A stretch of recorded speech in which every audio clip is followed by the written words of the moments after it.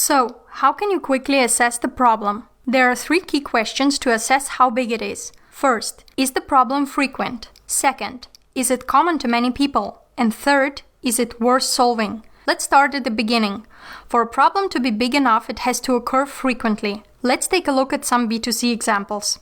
A promising young startup called Plancast set out to provide a really easy way for people to share events. They raised a seed round of funding and started to develop the app, which was based on user-generated content. But they realized that people don't share events as often as they assumed.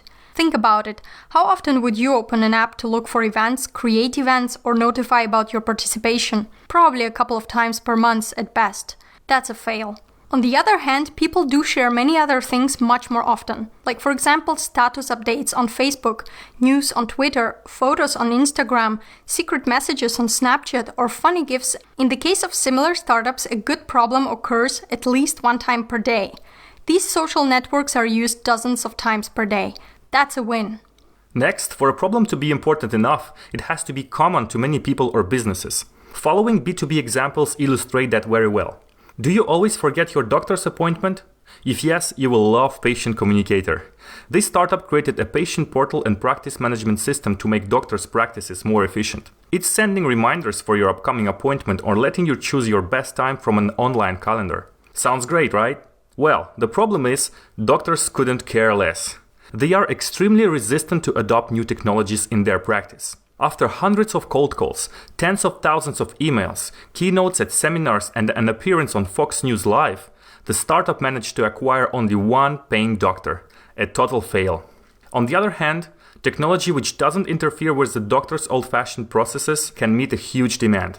The New York-based company ZocDoc charges doctors $300 per month to list their practice on an online platform.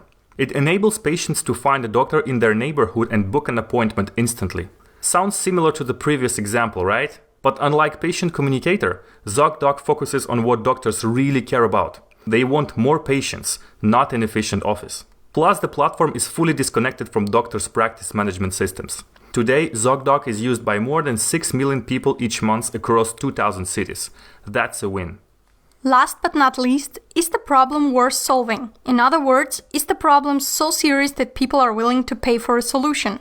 This is very important because even if you get a frequent problem, which is common to many people, it might not necessarily be important enough to get them to pay for it. Let's take a look at Zomato, a global restaurant discovery service founded in India in 2008. Many of its users complained about having to wait for the waiter to bring their check, so they wanted to solve this problem. They introduced a brand new service called cashless payments in Dubai in February 2015.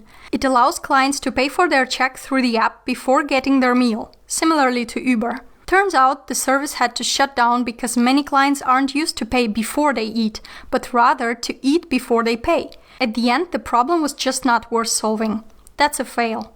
On the other hand, Square, a company created in 2009 by Jack Dorsey, the founder of Twitter, shows that focusing on small business owners in a similar industry can be worth solving. Square provides software and hardware payment products tailored to merchants. Unlike traditional providers which charge exorbitant credit card fees and require constant customer support, Square offers its payment services on an iPad and has an extremely user-friendly interface.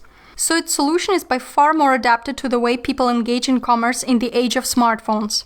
That's a win. Now it's your turn. To recap, an ideal problem is frequent, common to many people, and worth solving. Take some time to assess the problem you want to solve. How does it hold up against these 3 criteria?